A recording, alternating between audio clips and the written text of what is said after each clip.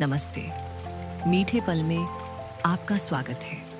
आज की भाग दौड़ को यहीं छोड़ दीजिए, बस कुछ देर के लिए सिर्फ आप और ये कहानी। आंखें बंद कीजिए, एक गहरी सांस लीजिए और अब धीरे धीरे एक रविवार की सुबह में चलते हैं, जहां कोई अलार्म नहीं, कोई जल्दी नहीं, कोई जवाब देने को कोई नहीं, बस और बारिश। ये कहानी है काव्या की, एक ऐसी लड़की की जिसकी जिंदगी हमेशा भरी रहती है। काम, लोग, नोटिफिकेशन, डेडलाइन, हमेशा कुछ ना कुछ, हमेशा कोई ना कोई। पर आज बारिश ने सब कुछ रोक दिया है।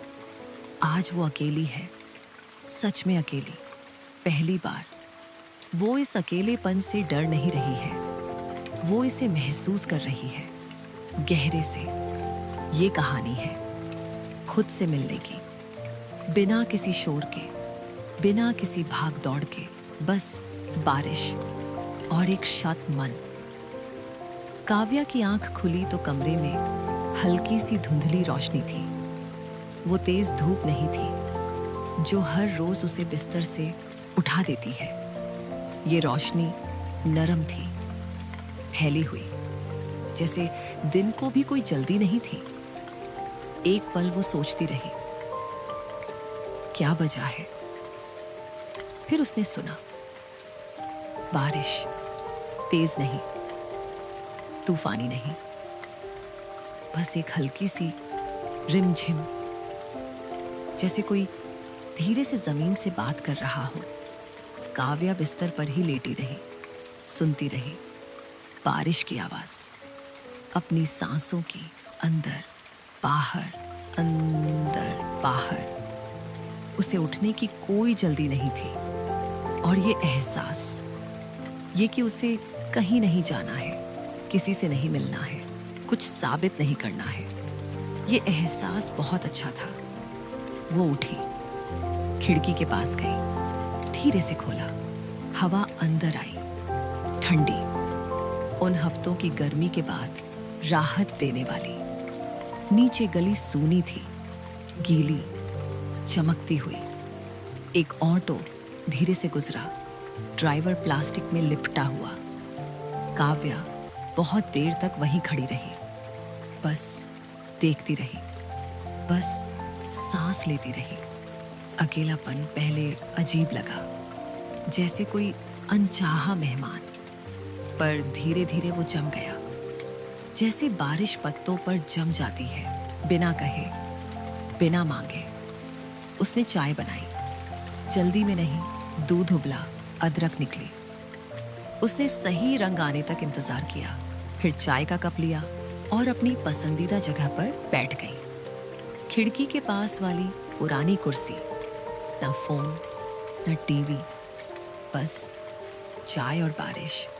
वो सोचने लगी, बीता हुआ हफ्ता, वो छोटी सी टेंशन जो कल बहुत बड़ी लग रही थी, वो मेल जो उसने नहीं भेजा, वो कॉल जो उसने नहीं की, आज उनमें से कुछ भी मायने नहीं रखता। अकेलेपन में समस्याएं सिकुड़ जाती हैं, छोटी हो जाती हैं, सहनीय हो जाती हैं।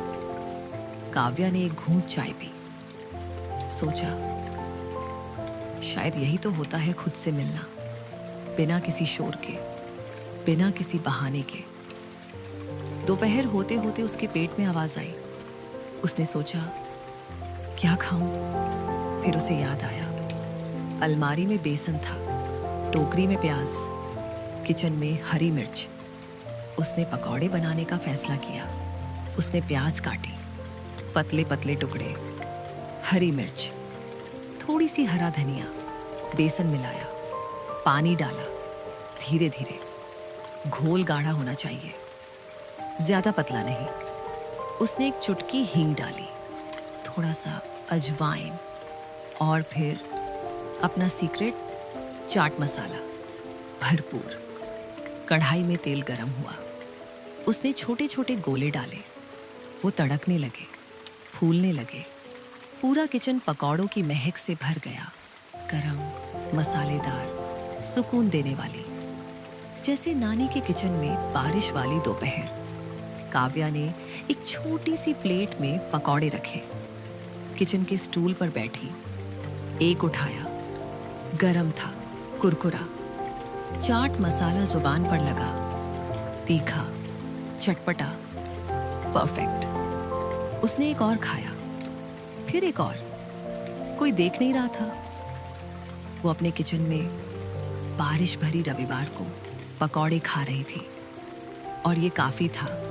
खाने के बाद उसने बचे हुए पकौड़े और चाय का कप लिया और बालकनी में चली गई। बारिश अब धीमी होकर फुहार में बदल चुकी थी।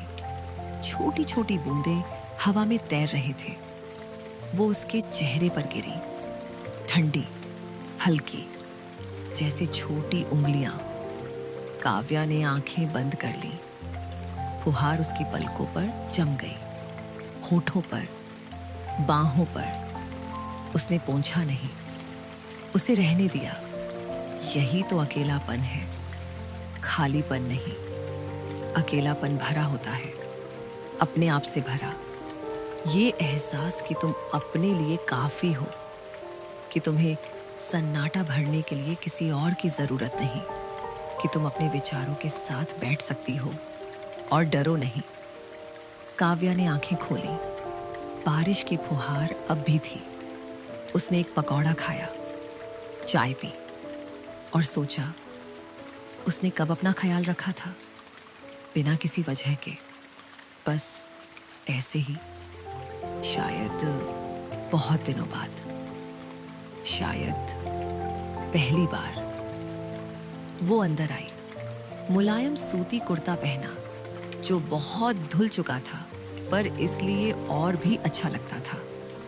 बाल खोल दिए, चेहरा धोया।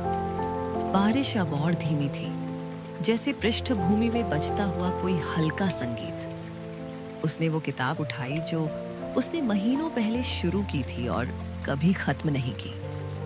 वो बिस्तर पर लेट गई, पर सोने के लिए नहीं, पढ़ने के लिए। उसने खिड़की पूरी खोल दी। ठंडी हवा अंदर आई। उसमें भीगी मिट्टी की खुशबू थी। दूर से आती ट्रैफिक की आवाज, दबी हुई, हल्की। बारिश के बाद की शाम। उसने किताब खोली, कुछ पन्ने पलटे, पढ़ा। किसी और के कहने से नहीं, किसी सिलेबस के लिए नहीं, बस इसलिए कि वो पढ़ना चाहती थी। शब्द उसके अंदर उतर रहे थे, जैसे बारिश जमीन में उतरती है, धीरे, गहरे। आंखें भारी होने लगी। किताब उसके सीने पर रखी थी। हवा ठंडी थी, बारिश हल्की थी, कमरा खामोश था। उसने लड़ाई नहीं की, उसने खुद को बहने दिया। कोई अलार्म नहीं, कोई गिल्ट नहीं, कोई मुझे कुछ करना चाहिए वाली आवाज नहीं। वहीं बिस्तर पर, किताब हाथ में, बारिश खिड़की पर। उसकी आंखें बंद हो गई। अकेलेपन ने उसे वो दिया जो वो कभी मांग नहीं पाई। इजाजत, आराम करने की, रुकने की, बस होने की। जब उसकी आंख खुली तो कमरे में सुनहरी रोशनी थी। बारिश रुक चुकी थी। सूरज ढल रहा था। लंबी परछाइयां दीवारों पर पड़ रही थी। काव्या को कुछ अलग सा महसूस हुआ। बताना मुश्किल था, जैसे उसके अंदर की कोई चीज बारिश में धुल गई हो, साफ हो गई हो। उसने एक और कप चाय बनाई, खिड़की के पास खड़ी हो गई। गली अब जाग रही थी। लोग बाहर आ रहे थे, दुकानें खुल रही थीं, बच्चे गीली जमीन पर खेल रहे थे। काव्या को वो रविवार शाम वाली उदासी नहीं हो रही थी। वो आवाज जो कहती है, कल सोमवार है, तुमने कुछ नहीं किया, तुमने आराम भी नहीं किया, तुम तैयार भी नहीं हो। वो आवाज आज खामोश थी। अकेलेपन ने उसे चुप करा दिया था। चिल्लाकर नहीं, बस होकर, बस वहां रहकर, उसे याद दिलाकर तुम काफी हो, तुम्हारा रुकना काफी है, तुम्हारी छोटी सी रविवार, उसकी चाय, उसके पकौड़े, उसकी बारिश, ये सब काफी है। कभी कभी बारिश ठीक उसी वक्त आती है जब हमें उसकी सबसे ज्यादा जरूरत होती है। कुछ ठीक करने के लिए नहीं, बस ये याद दिलाने के लिए रुकना ठीक है, अकेले रहना ठीक है, अकेलापन खालीपन नहीं है। ये अपने आप से एक मुलाकात है, एक बातचीत जो कोई और नहीं सुन सकता, एक तोहफा जो कोई और नहीं दे सकता। काव्या या आप या मैं या कोई भी जो भागती हुई जिंदगी जी रहा है। हम खुद के साथ बैठना भूल जाते हैं, हर सन्नाटे को शोर से भर देते हैं, हर ठहराव को स्क्रॉलिंग से, हर पल को कुछ ना कुछ करने में। पर आज बारिश ने सब कुछ रोक दिया और कुछ घंटों के लिए काव्या को याद आया, सबसे जरूरी इंसान जिसके साथ वक्त बिताना है वो खुद है। कल शायद भाग दौड़ हो, कल शायद हफ्ता मुश्किल हो, पर आज उसका था और ये कोई नहीं छीन सकता। मीठे पल से आपको शुभ रात्रि। अगली कहानी जल्द आएगी। तब तक अपना ख्याल रखिए।